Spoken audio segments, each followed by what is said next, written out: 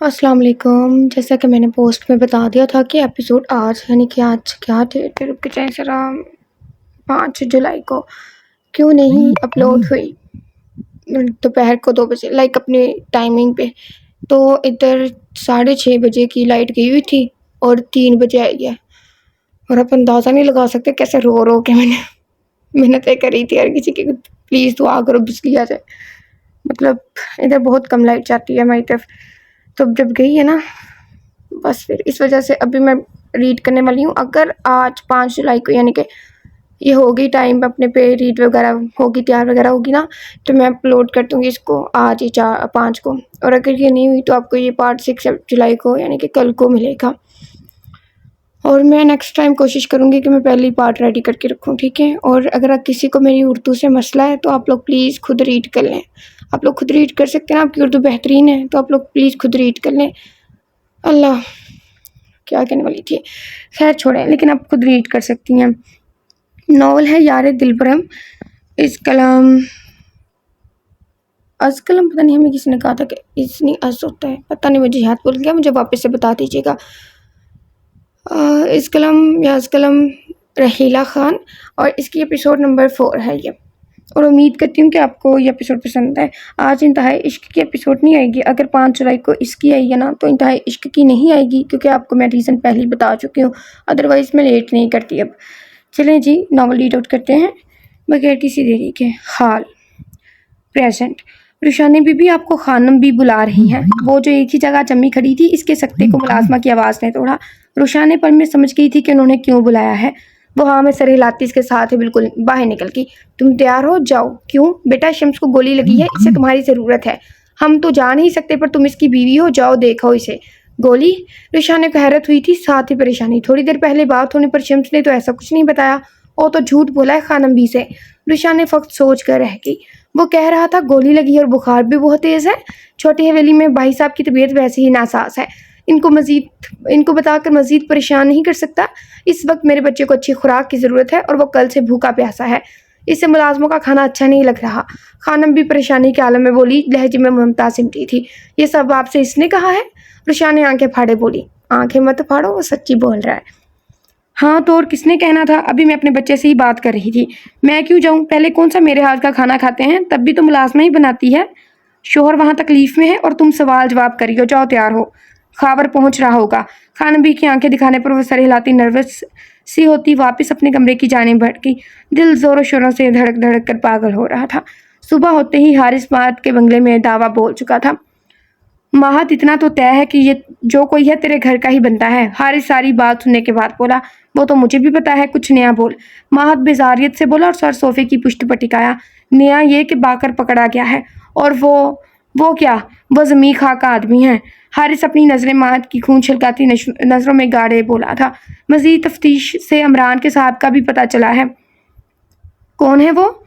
महद ने दांत पीसते इस्तफसार किया। हशमत खान। हारिस ने अब की बार धमाका किया था।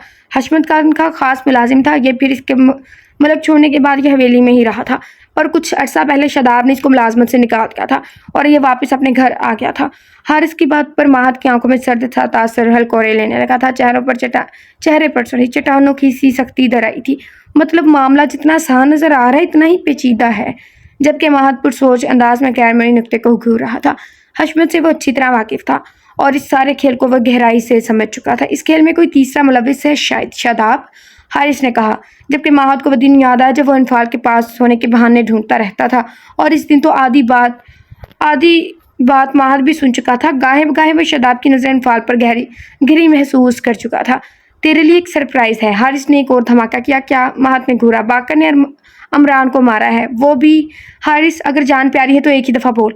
महद एकदम घुराया, जब बीच बीच में बात रोककर इसके एक्सप्रेशन नोट कर रहा था। शादाब के कहने पर हारिस ने गड़बड़ा कर बात मुकम्मल की। महद लम्हा भर को सुनसा हुआ था। बात समझ आते ही वो हारिस पर चढ़ तोड़ा। साले, बात तो सारी क्लियर है, फिर घुमा फिर आकर करने का क्या मकसद था तुम्हारा? महद हारिस की गर्दन अपनी मजबूत आनी गिरफ्त में लिए धाड़ा। एक पुलिस ऑफिसर को मारने की पादाश में तुमको जेल के अंदर डाल सकता हूँ। हारिस आंखें दिखाता बामुश्किल बोला। ऐसी की तैसी तेरी जेल की, तो आज मेरे हाथों कत्ल होगा। हारिस, सोच ले, तेरी बहन बेवा हो जाएगी। हारिस ने पत्ता फेंका कि महद ने खूंखार नजरों से घूर कर इसे झटका देकर छोड़ डाला। शादाब, हशमत और जमीर खान। इसने इस्तरारी कैफियत में चक्कर काटते बर्फीले लहजे में इनके नाम लिए। हारिस। तभी महद झटके से मुड़ा। हारिस जो अपनी गर्दन सहला रहा था एकदम हड़बड़ा उठा। अनफाल और जायदाद मतलब? हारिस ने नासमझी से पूछा। इनका टारगेट अनफाल और प्रॉपर्टी है। जमीन खान को अपना बदला लेना है, अशमत को अपना बदला, जबकि शादाब को मोहरा बना रहे। जबकि हारिस ने दाद देने वाले अंदाज में से देखा। क्या दिमाग पाया है यार। हारिस तारीफ किए बिना ना रह सका। तू बात सब साफ है। शादाब वो तस्वीरें तुझे भेजता है, इसमें तुम्हारे घर की कोई मुलाजमा शामिल है, क्योंकि हर वक्त तो वो वहाँ मौजूद नहीं होता। और दूसरा, वो बेखबरी में ली गई तस्वीरें हैं, और वो तस्वीरें तुझे क्यों भेजता है ये तुम मुझसे बेहतर जानते हो। हारिस ने अपना पुलिस वाला दिमाग चलाते बाल की खाल उतार दी थी, जबकि महद मुठियां भींचकर गुस्से पर कंट्रोल करना चाहता था। वो कुछ ही देर में दोनों थाने जाने के लिए निकले थे। इनको बाकर से मजीद सवालात करने थे। मुलाजिम के बताने पर वो बीजान से मिलती गेट की जानी बढ़ी थी, जहाँ गेट के इस पार खावर मोदुबाना सा खड़ा था। रुशाने के आते ही खावर ने पिछली सीट का दरवाज़ा खोला और इसके बैठते ही वो ड्राइविंग सीट पर बैठा और गाड़ी जन से रोड पर डाल दी। रुशाने की दिल की धड़कन मामूल से भर चुकी थी, हथेलियों में पसीना फूट आया था। वो चादर से चेहरा छुपाए नर्वस सी बैठी थी। आने वाले लम्हात का सोचकर इसकी जान जा रही थी। वो अपनी सोचों में इस कदर मगन थी कि गाड़ी के हार्न देने पर होश में आई। एक बड़ा सा ब्लैक रंग का गेट खुला था और गाड़ी गेट से अंदर दाखिल हुई थी। बड़े सड़क पर फैले सब्ज मैदान के वस्त से एक लंबी चौड़ी सड़क पर गाड़ी तैरती हुई सामने मौजूद खूबसूरत इमारत के पोर्च में रुकी थी। खावर ने जल्दी से सतर को उतर कर आई थी। दरवाज़ा खोला था। साहब इंतज़ार कर रहे हैं बीबी जी। वो जो उंगलियां मरोड़ती परेशान सी बैठी थी, खावर की आवाज़ पर गाड़ी से उतरी। इसे अपने वजूद में सर्द लहर दौड़ती महसूस हुई थी। दिल जैसे पूरे वजूद में धड़क रहा था। तभी खावर ने आगे बढ़कर अंदरूनी इमारत का दरवाज़ा धकेला, जो चर की आवाज़ से खुलता चला गया। लाइक आप लोग दरवाज़ा खोल के देखें कैसी आवाज़ आती है वैसी। खावर दरवाज़ा खोलकर पीछे हुआ और रुशाने को अंदर जाने का रास्ता दिया। खावर भाई, वो ठीक तो है ना? रुशाने की बात पर खावर ने मुस्कुराहट छिपाई। वो कल का बेचैन तड़प रहा था। कहाँ ठीक था, पर यकीनन अब ठीक हो जाएगा, खावर ने दिल में कहा। आप खुद देख लें बीबी जी।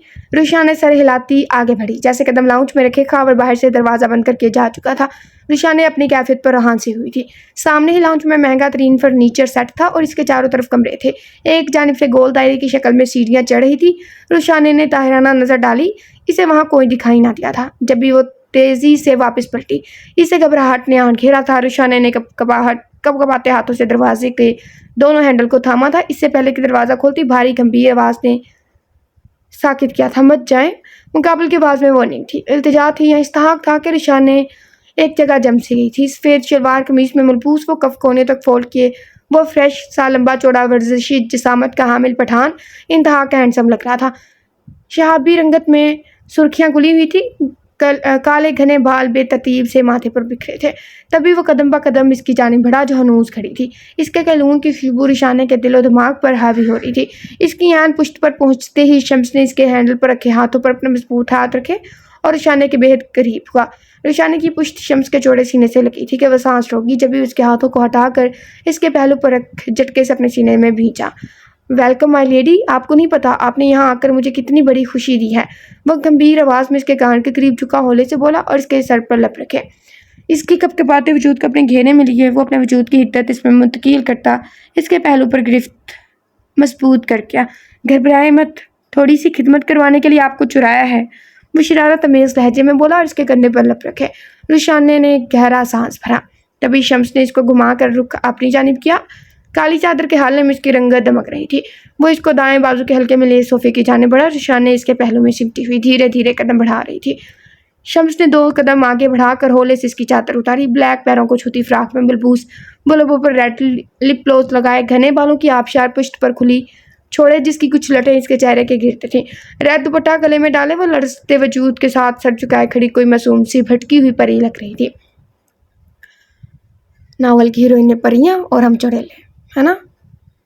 ब्लैक नेट के बाजों से इसकी दूधिया रंगत चमक रही थी। और जब शादी हो जाती है कज़न से, सारे फिक्शन मैन रो रहे होते हैं पीछे। इसकी दूधिया रंगत चमक रही थी। वह शम्स की गहरी पुरतपिश नज़रों को खुद पर महसूस कर सकती थी। शम्स की धाक भरी निगाहें इसका जायजा ले रही थी और वह शर्म से सर झुकाए खड़ी थी। आपके इरादे बचाने के कम मानने के ज़्यादा लग रहे। शम्स अपने दोनों हाथ पुश्त पर बांधे गंभीर सरगोशी नुमा आवाज़ में बोला कि रुशाने ने उलझ कर सर उठाए से देखा और देखती रह गई। वो इंतहा का प्यारा लग रहा था। इसकी गहरी काली आंखों में हल्की सी सुर्खी थी। सफ़ेद चेहरे पर हल्की बढ़ी हुई शेव इसकी दिलकशी में इजाफा कर रही थी। नफासत से तराशी हुई घनी मूंछों तले शंगरेफी लबों पर महसूर कर देने वाली मुस्कुराहट रखसा थी। कमीज़ के ऊपर ऊपरी 2 बटन खुले थे जिनसे शम्स का सीना झलक रहा था कि बेसाख्ता रुशान ने नज़रों का जाविया बदल की। मतलब इसने उंगली मरोड़ते कहा, मतलब बाद में बताऊंगा, पहले आए नाश्ता करते हैं। शम्स ने इंतहाई मोहब्बत से इसके बाल कान के पीछे उड़ेसे थे। इस वक्त वो खुद पर जबत के कड़े पहरे बिठाए हुए था। वो जानता था रुशान ने नाश्ता नहीं किया। इसके आने से पहले ही वो बरबच्ची से सारा इसका पसंदीदा नाश्ता तैयार करवा चुका था। वो इसे लिए डाइनिंग रूम आया था।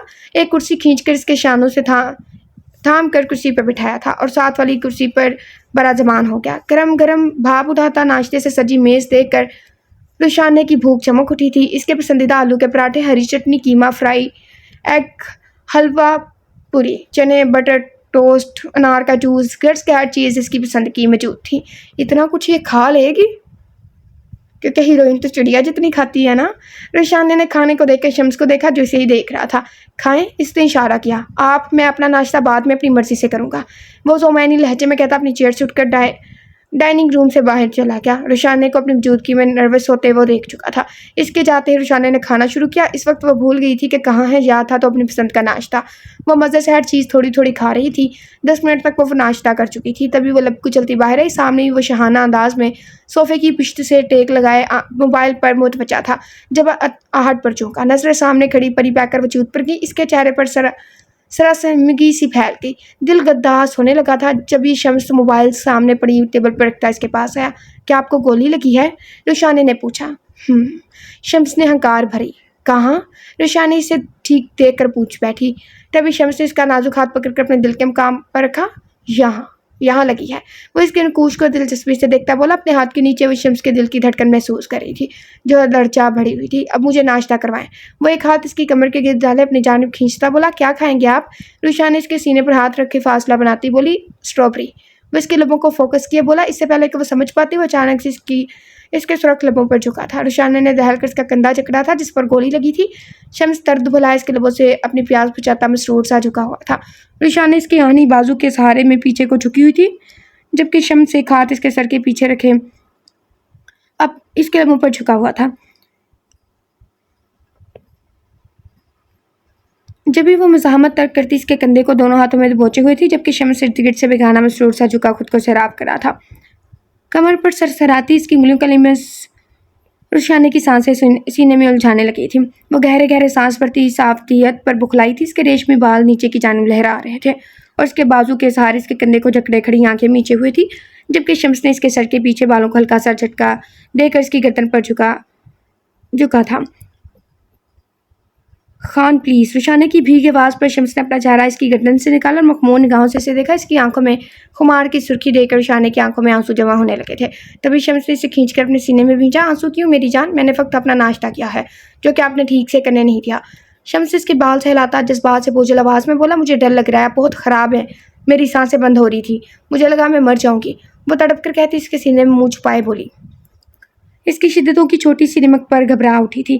मरने नहीं दूंगा पर आपकी सांसें अपनी सांसों में कैद करके आपकी और अपनी धड़कन एक करना चाहता हूँ। वो इसको ज़ोर से खुद में पीछे बोला था कि रुशाने को अपनी पसलियाँ टूटती महसूस हुई। तभी रुशाने को अपने हाथ पर कुछ गीला गीला महसूस हुआ। इसने सर उठाकर देखा तो शम्स के सफ़ेद कमीज़ के बाजू पर जा बजा खून लगा था। खून?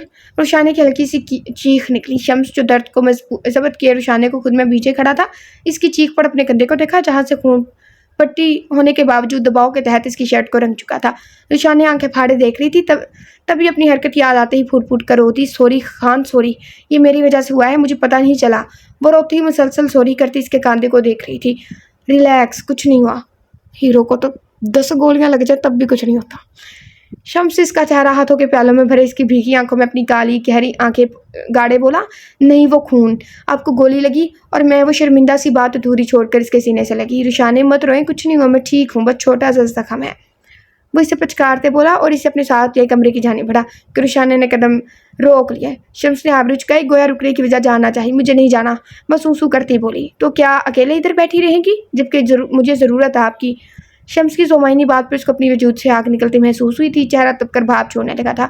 तभी उसका हाथ हमें बगैर इसकी सुने कमरे में आया और इसे आराम से बेड पर बिठा कर इसके आंसू लबों से चुने। इन आंखों पर जुल्म क्यों कर मेरी जान, रोना बंद करे वरना सजा मिलेगी आपको। बस के बाल सहलाता उठा और ड्रेसिंग रूम से फर्स्ट एड बॉक्स लिए ड्रेसिंग मिरर के सामने आया। रुशान कदम सादे से देख रही थी। जो लब बीजे कमीज के बटन खोलता इसे निकाल चुका था। शम्स की चौड़ी पुश्त रुशाने की जानिब थी। बेसाख्ता रुशाने ने हलक कर क्या नजरें फेंकी। शम्स ने नजरें उठाकर मिरर से इसे देखा। जो सुरख चेहरा लिए निगाहें चुराते इसके दिल में उतर रही थी। इसके लब मुस्कुराहट में ढले थे। इधर आए, जबकि रुशान ने फट से अपनी जगह से उठी थी। मैं? जी आप। वो अपनी खून आलूद बैंडेज उतारता मसरूफ सा बोला। रुशाने की नजरें इसी जानिब टिकी थी। वो लड़ते कदम बढ़ाती इसके पास आई। जब नजर जख्म पर पड़ी, बेसाख्ता आंखों में पानी उतर आया। खबरदार आप रोई तो बैंडेज करें मेरी। वो इसको देख गंभीर रोबदार आवाज में बोला कि रुशान ने सुरख चेहरा लिए लब नीचे दरकते दिल से आगे बढ़ी और कॉटन पर डेटोल लगाकर सारा खून साफ करके जख्म पर पायोडीन लगाकर वो लड़ते हाथों से पट्टी करने लगी। इस दौरान शम्स बिना पलक छिपकाए इसके चेहरे के नकोश को नहा रहा था। रुशान ने नफासत से पट्टी करके पीछे हुई और गहरा सांस भरा। शम्स की गुर्बत में इसकी सांसें डगमगाने लगती थी। ऊपर से बस के बेइंतहा करीब शर्टलेस वसीज मजबूत तवाना सीना लिए खड़ा रुशाने के लिए इम्तिहान बना खड़ा था कि इसे अपने वजूद में सर्द लहरें दौड़ती महसूस हुई थी। दिल गोया हाथों में धड़कता महसूस हो रहा था। हो गई।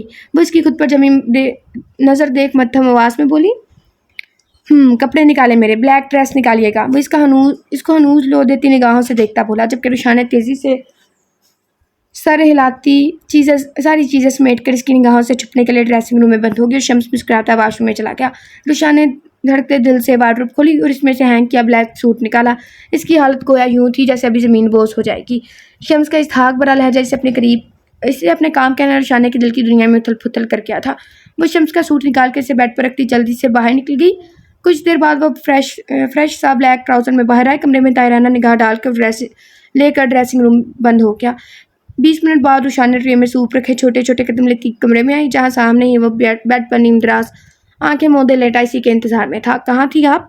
वह हनूज आंखें मोदे गंभीर आवाज में बोला कि रुशाने के दिल ने बीट मिस की थी। सूप बनाने गई थी।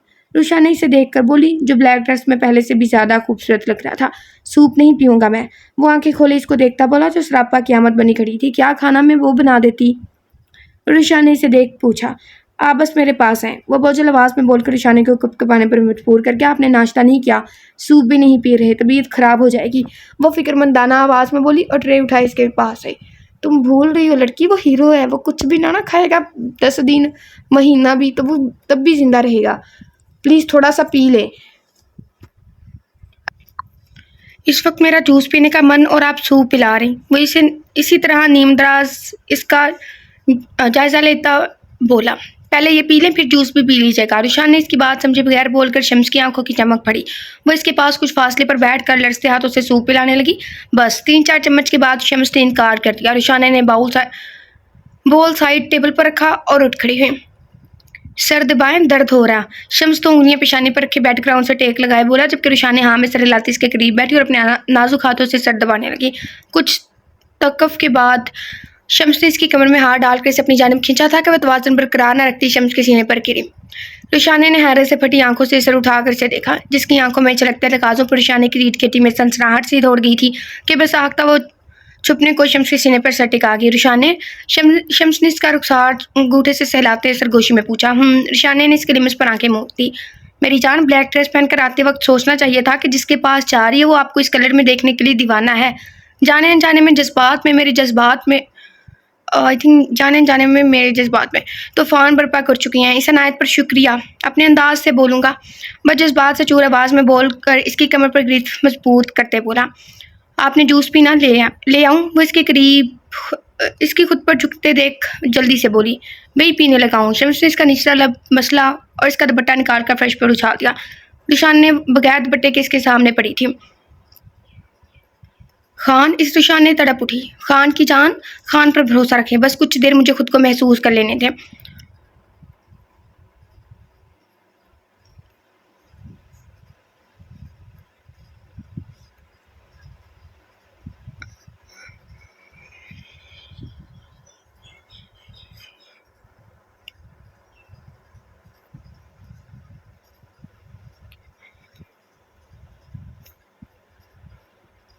खान आपका बाजू। रुशान ने तड़प उठी थी।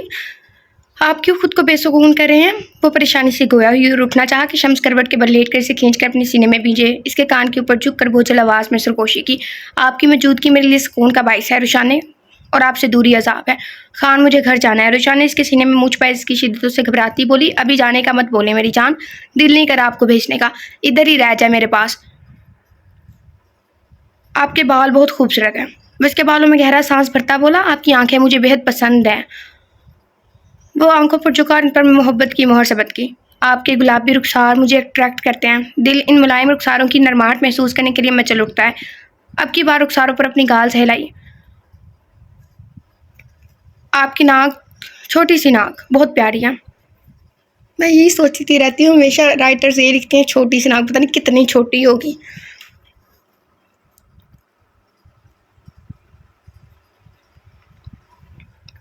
इतने में ही रुशाने का वजूद सट पड़ने लगा था कि शम्स ने इसके माथे पर लब रखे। सो जाएं कुछ देर। वो सरकश जिस्मों पर बंद बांधे इसके कंधे पर लब रखता पीछे हुआ और दोनों पर कंबल डाले इसके पहलू में बाजू लपेटे। मुझे जाना, वो बिखरती सांसों के माबीन बोली। कुछ देर तक कभी नहीं। वो गंभीर आवाज़ में बोलकर इसका सर सीने पर रखे आंखें मूंद गया। रुशाने की धड़कनों को बखूबी सुन रहा था। कमरे की खामोशी में दोनों की धड़कनें एक ही ले पर धड़क रही थी। सो जाए रुशाने, वरना मेरे मुंह जोर जज्बात रोक नहीं पाएंगी। शम्स की सोमायनी बात पर रुशाने आंखें मींच गई। खान, कुछ देर बाद इसकी धीमी आवाज़ गूंजी। खान की जान। शम्स ने इसके सर पर लब रखे इसी के अंदाज में जवाब दिया। मुझे नींद नहीं आ रही। वो मासूमियत से बोली। रुशाने, अगर घर जाना चाहती तो पहले मुझे सुलाएं, क्योंकि मेरे जागते हुए तो मैं कभी नहीं जाने दूंगा। वो इसकी कमर पर दबाव बढ़ाता इसकी कनपट्टी पर लब रखे बोला। जब रुशाने गहरा सांस भरकर उठी और इसका हिसार हटाती बेड पर बैठे हुए शम्स की जानिब देखा। शम्स ने मुस्कुराकर अपना सर इसकी गोद में रखा और आंखें मूंद ली। रुशाने की मुलायम उंगलियां इसके बालों की जड़ें से हिलाने लगी। शम्स को रुशाने के करीब इतना सुकून मिल रहा था कि कल की सारी फ्रस्ट्रेशन जाती रही थी और वह इसकी कुर्बत में सुकून से आंखें मूंदे लेटा हुआ था। रुशाने की बहालाना नजरें शम्स के सभी चेहरे पर जमी थी। कुछ देर बाद इसके सोने का ख्याल करती हुए इस पर झुकी और रुशाने के पिशाने पर नन्ना मुन्ना सा भूसा दिया। बहुत तंग करते हैं आप। वो इसके कान में सरगोशी में बोलकर दूर हुई। उसने नहायत एहतियात से इसका सर गोद से हटाकर तकिए पर रखा और इस पर कंबल दुरुस्त करती उठी। नीचे से अपना दुपट्टा उठाकर वो मिरर के सामने आई और अपना बिखरा हुलिया दुरुस्त करती मोहब्बत भरी नजरें शम्स पर डालती बाहर निकल गई। शम्स ने आंखें खोलकर मुस्कुराती नजरों से इसे जाते देखा और फोन उठाकर खावर को बाहिफाजत रुशाने को हवेली छोड़ाने का हुक्म सादर किया। अभी से थक गई हैं, जबकि मैं तो आपको तंग करने की हर हदें पार करना चाहता हूँ। Wait for our golden night my lady. भाई, आपको हमारी हालत पर तरस कब आएगा? खुद तो शादी कर ली और हमारे राह में रोड़े अटकाने पर तुले हैं आप। बदर ने माहत को देखकर कहा, जो ब्लैक जीन्स पर कैमल कलर की शर्ट पर ब्लैक जैकेट पहने इंतहा का हैंडसम लग रहा था। तो तुम भी कर लो शादी। माहत खूंखार नजरों से देखता सर्द आवाज में बोला। कैसे करे जब तक आप जनाब इजाजत नहीं देंगे? हम सब मंगनी शुदगान यूं ही तड़पते रहेंगे। बदर माहत के गले लगा, अपने दुखड़े रो रहा था। तुम्हें कुछ ज्यादा ही जल्दी नहीं है? माहत ने इसकी गर्दन दबोची। सही कहा जी, जितनी जल्दबाजी आपने दिखाई है ना, इसके बाद हमारा इतना तो हक बनता है। शर्म कर लो बदर, हर वक्त शादी शादी करते रहते हो, जैसे शादी ना होगी कोई मार का असर करना हो गया। अफनान ने इसे झटका। हाँ जी अफनान खान, आपको तो तकलीफ होगी क्योंकि आप अभी तक सिंगल जो ठहरे। बदर ने सुलगाया। देख रहे हैं माहत भाई, इसकी यही हरकतें रही तो इसे बोल दें, इसे बोलें भूल जाए मेरी बहन को। अफनान खोल उठा। बंद करो अपने रेडियो। मेरी क्यों सॉरी वाट लगाने पर तुले हो? स्मिथ जो कब से इनको सुन रहा था बोल उठा। भाई मुझे मेरी फलक चाहिए। स्मिथ निडर सा माहत के सामने सीना ताने बोला। और मुझे मेरी जरीन। बदर ने भी गर्दन करा कर कहा। टाफियां मांग रहे हैं ऐसा लग रहा है। जबकि अफनान जले दिल से इनको घूर रहा था। होगी बकवास, चलो निकलो, अब कोई नहीं हो रही शादी। पहले हरकतें दुरुस्त करो, फिर ही मेरी बहनों का ख्याल दिल में लाना। माहत ने दोनों को रोबदार आवाज में कहा। माहत कुछ देर पहले ही आया था कि हवेली में सबसे मिलकर मर्दान खाने की जानिब भटका, जहाँ इस वक्त अरसलान खान, मनान खान और साथ बाकी लड़के भी जमा थे। वहाँ शायद कोई जरगा थी कि काफ़ी सारे मेहमान थे। इसके जाने से पहले ही सब जा चुके थे। माहत को देखती वो लपककर से बगलगीर होते अपना रोना शुरू कर चुके थे। माहत बेटा, इनकी नैया पार लगानी पड़ेगी, नहीं तो ये झींगे यूं ही पीछे पड़े रहेंगे। मनान खान ने मुस्कुराते हुए कहा, जबकि माहत ने सर हाँ मिलाया और सब एक साथ हवेली के अंदरून हिस्से की जानिब बढ़े। तो ठीक है, कल से घर में शादी के फंक्शन स्टार्ट हो जाएंगे। मैं आज ही चाचा जान की फैमिली को बुलवाता हूँ। सबसे मशवरा करने के बाद वो और अपने बच्चों की जल्दबाजी देखकर इनकी ख्वाहिश को पूरा करने की खातिर अरसलान खान ने हतमी लहजे में कहा, जबकि माहत लब बीच गया। इनको किस लिए डैड? आप अच्छी तरह से जानते हो माहत, रुशाने की रुखसती के लिए। मैं नहीं चाहता ऐसा। माहत ने घुरा कर कहा। हम चाहते हैं ऐसा। तुमने अभी तो इसकी बहन को ज़बरदस्ती रुखसती में लिया है। अरसलान ने बावर करवाया। वो ज़बरदस्ती नहीं थी, सबकी रजामंदी से हुई है, तो इसमें भी सबकी रजामंदी शामिल है। अरसलान खान ने अपने सर फिरे बेटे को देखकर चिल्ला कर कहा, बेटा रुशानी की खुशी की खातर मान जाओ, सारी नाराजगियां गिले शिकवे खत्म करो। आप भी जानते हो हमारे बीच इख्तलाफात किसी तीसरे की शर पसंदी का नतीजा है। बच्चों को कब तक यूं सजा दोगे? जो अभी है मेरे ख्याल में अब सब खत्म करके एक हो जाना चाहिए। खानम बी ने प्यार से समझाया, जबकि महात ने सपाट नजरों से रुशानी को देखा था जो जरीन की किसी बात पर हंस रही थी। वो सब लड़कियां सवाए नफाल के इनसे दूर एक चाने बैठी अपनी बातों में मगन थे। रुशानी से पूछा आपने? महात ने गंभीर आवाज में अरसलान खान से कहा, पूछने की क्या जरूरत है? आपको इसके चेहरे पर खुशी नजर नहीं आ रही? बाप बेटे की गुफ्तगू में बाकी सब खामोश सामाइन बने हुए थे। फिर भी मैं एक बार पूछना चाहूंगा, इसके बाद ही कोई फैसला होगा। महात ने असली अंदाज में कहा, महात हम आज इसकी रुखसती की तारीख देने वाले हैं। अरसलान खान ने कहा, आप इनको शाम में बुला लें, फिर देखते हैं, पर होगा वही जो मुझे ठीक लगेगा। महात अपनी कहकर वहां से उठा था। जब से वो आया था अनफाल की गैर मौजूदगी शिद्दत से नोट की थी, पर किसी से पूछने की जहमत नहीं की थी। अब जब बेचैनी हद से बढ़ी तो वो सबसे अपनी कहकर कमरे में जाने के लिए उठा। रुशानी मेरी बेटी है महात, और मैं अच्छा बुरा जानता हूँ बेशक, पर फिर भी वही होगा जो मुझे इसके लिए बेहतर लगेगा। महद गंभीर भारी आवाज में कहता कदम आगे बढ़ा चुका था। इसलिए मुझे इस टाइम मुझे ये बुरा लगा है। लाइक वो उसका बाप है, तुम्हारा भी बाप है, तो तुम उसकी मानो। जबकि वो सभी से देखते रह गए जो सीढ़ियों के जीने चढ़ता अपने पोषण की जानिब बढ़ गया था। वो जैसे ही दरवाजा खुलकर अंदर आया, निगाहें इसके वजूद में तलाश में यहाँ वहाँ दोहराई। इसे कमरे में न देखकर महात के माथे पर तेवरी चढ़ी। वो लंबीचे आगे आया और कोट उतार कर बेड पर रखता नींद सा लेट गया। सोचो का रुख अनफाल की जानिब था। वो बेड से नीचे टांगे लटकाए, दाएं टांग को झुलाता, दोनों बाजू सर के नीचे रखे अनफाल के बारे में सोच रहा था कि जब क्लिक की आवाज़ के साथ दरवाज़ा खोले, वो सर पर टावल लपेटे भीगी भीगी सी बाहर आई और वो अपने ध्यान में चलती ड्रेसिंग मिरर के सामने जा खड़ी हुई। महद जो बिफरा हुआ था, इसको देखकर सारा गुस्सा झाग के मानिंद बैठ गया। वो पुरशौक निगाहों से इसे देख रहा था, जो बगैर दुपट्टे के शॉर्ट शर्ट और रेड कैपरी में मलबूस धुले चेहरे में इंतहा की प्यारी लग रही थी। महद की नजरें इसकी पुश्त पर सिरकी, जहाँ भीगी शर्ट इसकी पुश्त से चिपकी हुई थी और शर्ट पर लगी जिप खुली होने की वजह से इसकी दूधिया कमर नजर आ रही थी कि महद के दिल ने बेसाख्ता बीट मिस की। इसने नजरों का जाविया बदलकर मिरर में नजर आते इसके एक्स को देखा। इस पागल पठान के आने से पहले मुझे इस कमरे से निकलना है। अनफाल झटके से टावल बालों से निकालती बड़बड़ाई, इतनी बेध्यान है, शाबाश है। महद चूंकि बेड की पाइंती के करीब नींद दराज था, इसीलिए वे इसे मिरर से देख ना पाई थी। इसकी बड़बड़ाहट पर महद ने आबरू चुकाई। पता नहीं ये हिटलर की कॉपी का मुझसे मसला क्या है, अब आकर धौंसी जमानी इस बागर ने। वो अपने बालों को झटती महद की शान में कसीदे पड़ रही थी। तभी झुककर ब्रश उठाकर नजर मिरर में नजर आते महद पर पड़ी, जो शर्ट ऊपरी 2 बटन खोले कप फोल्ड के नीम दराज इसे ही देख रहा था। उफ, ये इसका भूत फिर से आ गया। अनफाल ने माथा पीटा। कल से इस कमरे में से जगह जगह महद ही धमकी देता देख रहा था और इसीलिए अब भी वह इस हकीकत को नजरों का धोखा समझ रही थी। तभी घूर कर इसे देख रही थी। ना इसे चैन है, ना ही इसके भूत को। चलो भागो, जाओ भागो, वो खुद आने वाला है, तुम्हारी ज़रूरत नहीं है मुझे डराने की। अनफाल आंखें दिखाकर तड़क कर बोली और अपने बाल सुलझाने लगी। इस दौरान वो महद को अपना वहम समझ रही थी। इसके कल के गुस्से से अच्छी खासी खौफजदा हो गई थी। तभी तो जगह जगह वो घूरता नजर आ रहा था, और अब जबकि वो हकीकत में था तो इसको ख्याल ही लगा।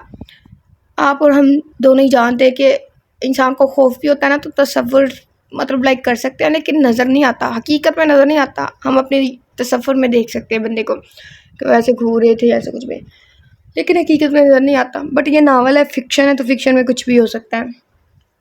इस वजह से माने, क्योंकि अगर महद आया होता तो घर में खूब हलचल मची हुई होती और खानम भी इसे भी नीचे तलब करके अपने पोते के लिए खाना बनाने के लिए किचन का रुख दिखा चुकी होती। इसने बेफिक्र होकर बाल सुलझाए और कुछ देर बाद देखा तो हनूस लेटा हुआ था और ऐसे ही देख रहा था। ओए मारा, तुम अभी तक इधर हो, गायब क्यों नहीं हो रहे? अनफाल ज़रा गुस्से से घूर कर बोली। आप बुलाया करो मुझे। महद ने गज़बनाक निगाहों से घूर कर आप पर जोर देते कहा, जबकि अनफाल मुड़कर ब्रश टेबल पर रखती भीखे नम बालों को पुष्ट पर खुला छोड़े सरापा क़यामत बनी इसकी जानिब आई। नहीं बुलाती क्या कर लोगे? वो इसके करीब पहुंचकर बोली। तभी महद ने इसे खींचकर खुद पर गिराया था। वो इस आफ्ताब के लिए तैयार न थी। लहरा कर इसके सीने पर आन गिरी। वो भी संभली न थी जब महद ने इसके कमर पर हसार तंग की इसके बालों में चेहरा छुपाए सरगोशी की। तो फिर तुम अपनी ज़बान से महरूम हो जाओगी और मुझे ज़रा अच्छा नहीं लगेगा कि मेरी बीवी की गज़बर ज़बान कट जाए। वो इसके बालों की खुशबू में गहरा सांस भरता झटके से इसकी जिप बंद कर गया कि अनफाल को अपनी कमर पर महद की उंगलियों का लिम्स महसूस होती ही इस जिस्म में फिर सी दौड़ गई। अनफाल जो कब से वहम समझ रही थी, अब हकीकत में परेशान हो उठी थी और अपनी शामत नजर आती दिखाई थी। आप छोड़े मुझे। वो अपनी हालत से गड़बड़ाती हुई इसके सीने पर हाथों से दबाव डाले उठने की कोशिश करने लगी। से महद से ढेरों शर्म ने आन घेरा था और अब वो लब भी कुचलती सॉरी मुसलसल मज़ाहमत कर रही थी। आप ऊपर से महत के दर्जा कुर्बत इसके हवा से लब कर रही थी।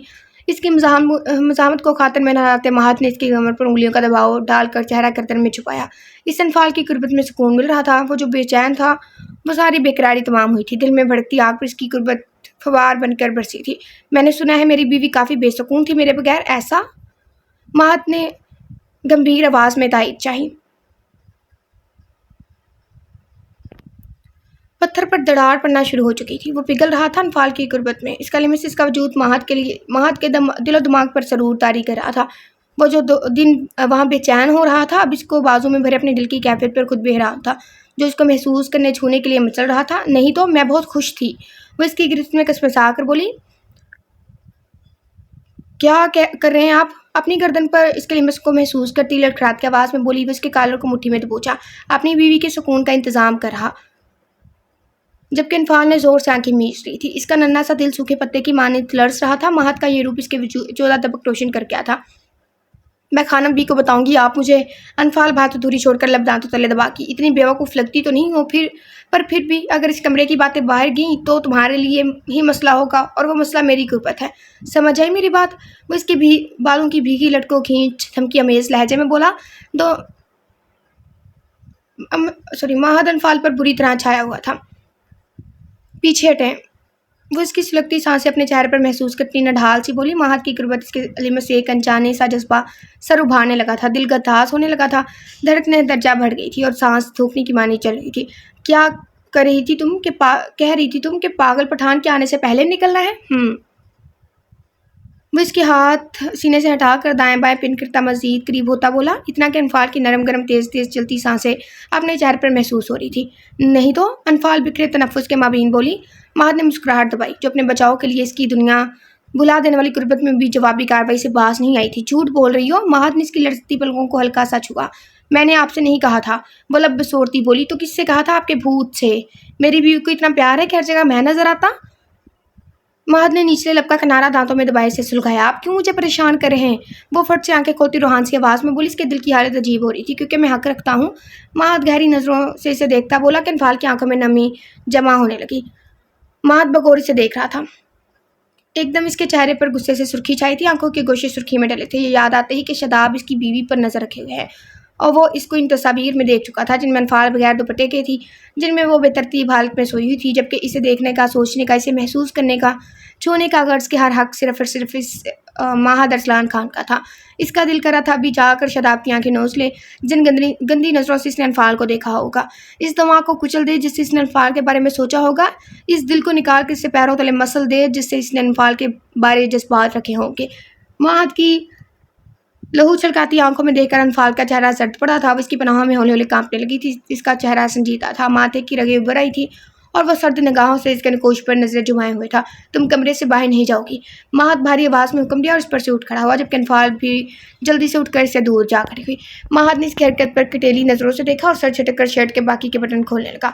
मैं कल से इधर ही हूँ, एक बार भी नहीं गई नीचे। अनफाल इसे देखती मनमनाई तो वह शर्ट उतार कर सोफे पर उछालता बोला और वार्डरोब की जाने बढ़ा। तो मुझे अब इस कमरे से बाहर जाना है।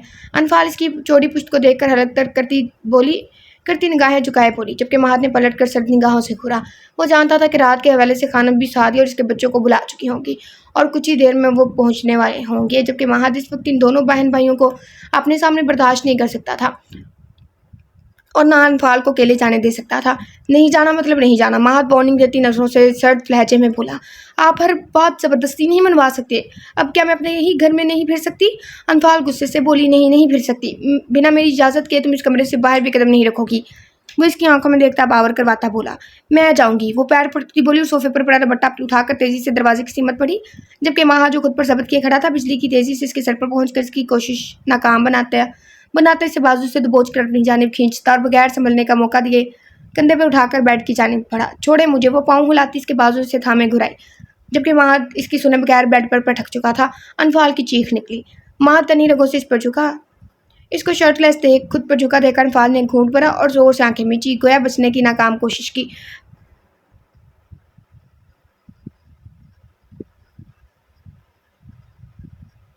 अब इसकी आंखों में अपनी आंखें गाड़े इसके कान में फंकारा कर नहीं चाहती कि मैं तुम्हारे बेइंतहा नज़दीक आकर तुम्हारे दिमाग ठिकाने लगाऊं।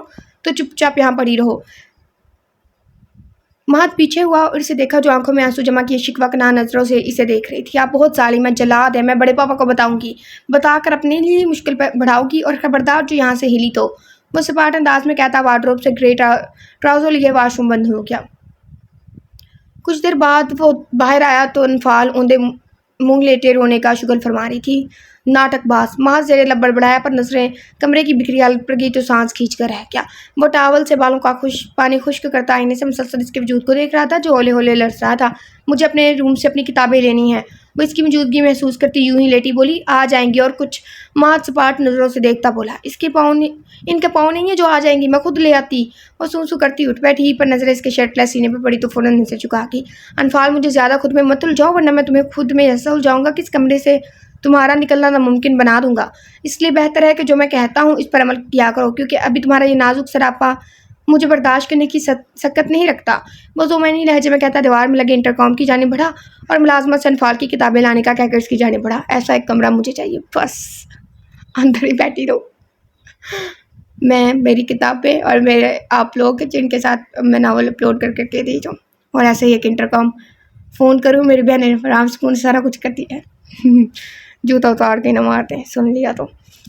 जो मुंह फैलाकर बैठी गुस्सा ज़ब्त करने के चक्कर में लाल हुई जा रही थी। बात सुनो मेरी, मैं तुम्हें कैद नहीं कर रहा, पर यह ज़रूरी है कि बीवी शोर का हुक्म माने और तुम्हें मानना चाहिए। मैं थका हुआ हूँ, मुझे कुछ देर आराम करना है और इस दौरान कमरे में तुम्हारी मौजूदगी इज्जत ज़रूरी है। मैं नहीं चाहता कि मेरे बगैर तुम इस कमरे से बाहर एक कदम भी रखो। जहाँ जाना है मेरे साथ जाओगी, और ना ही मैं चाहता हूँ कि मेरे मना करने के बावजूद तुम मेरे खिलाफ जाकर कोई भी ऐसा काम करो कि जिससे अज़ियत तुम्हारी ज़ात में खुले, क्योंकि कुछ मामलात ऐसे हैं जिनमें कोताही में हरगिज़ बर्दाश्त नहीं करूँगा और ऐसी सज़ा दूंगा कि तुम्हारी हड्डियाँ हिल जाएंगी। ओए होए, पहले ही तुम बहुत नाफरमानियाँ कर चुकी हो, लिहाजा इस बार सोच समझ कर अपना कदम उठाना, क्योंकि तुम अब मेरे दायरे में हो और मैं बिना वक्त जाए कि तुम्हारे होश ठिकाने लगा दूंगा। मैं इसके सर पर खड़ा लंबी चौड़ी धमकी देता और बहुत कुछ बावर करवा रहा था। इस दौरान महद की ग्रे आंखें इसकी क्रिस्टल लेंसेज आंखों पर जमी हुई थी, जो आंखें भिलाई इसकी वार्निंग धमकियां इस पर कर रही थी। तभी कमरे के दरवाजे पर दस्तक हुई। मुझे उम्मीद है पागल पठानी गोया कुछ देर पहले पागल पठान कहने का बतला लिया था कि मेरी बात तुम्हारे दिल दिमाग में छप चुकी होगी।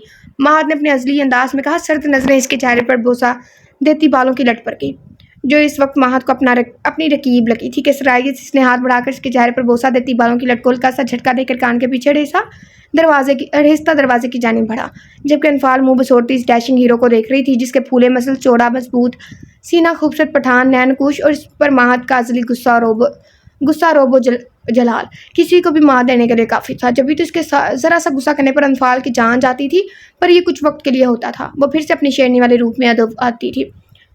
क्या इसको अपने अलावा कोई पसंद भी होगा? दिल ने बेसाख्ता सरगोशी की। यकीनन नहीं, अपना फेवरेट भी ये खुद ही होगा। बागड़। अनफाल बड़बड़ाई, सुन चुका हूँ मैं, मुझे कोई नहीं पसंद।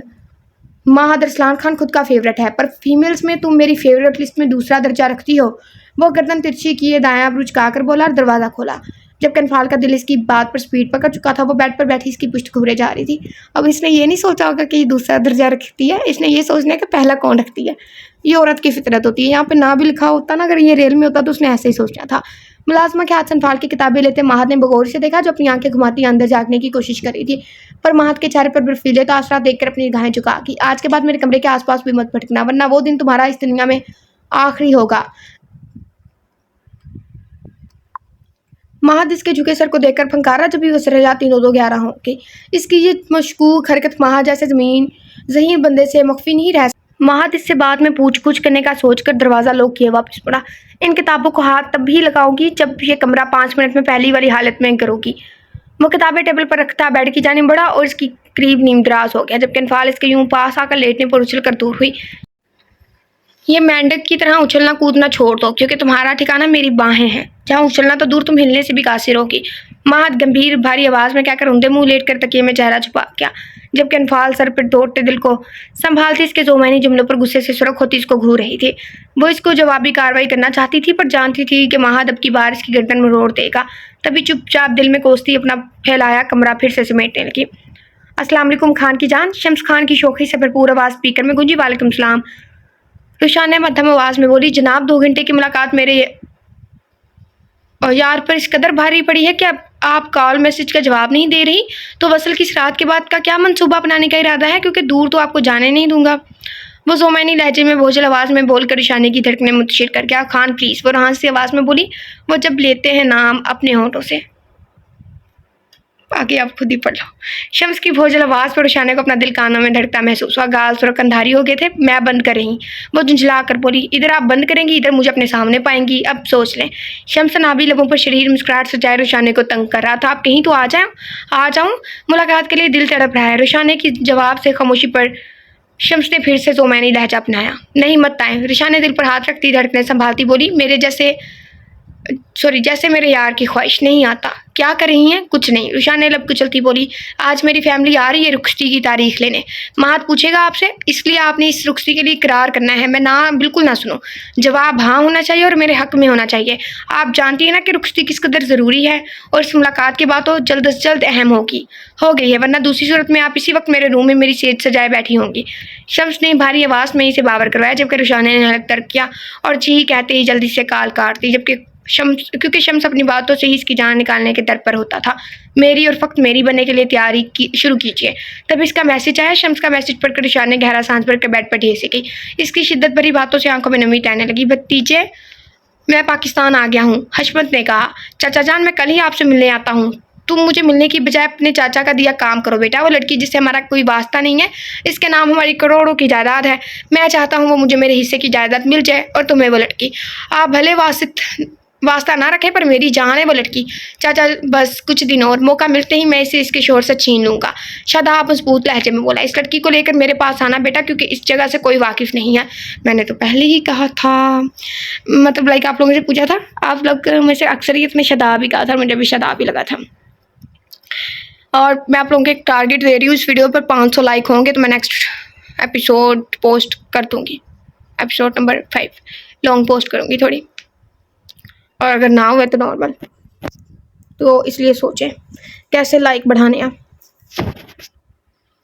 और तुम आराम से इसे चाहे इस्तेमाल करो, या फिर इसे डरा धमका कर इसके शोर से तलाक लेने पर मजबूर करो। मैं तुम दोनों के रहने का सारा इंतजाम कर दूंगा।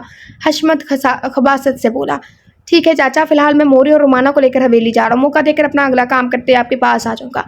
शादाब ने कहते साथ ही कॉल बंद कर दी। शम्स, आपने हमें क्यों नहीं बताया? अयूब खान गुस्से से बोले, ठीक हूँ दादा जान, मामूली सा जख्म था, इसलिए परेशान करना मुनासिब नहीं समझा।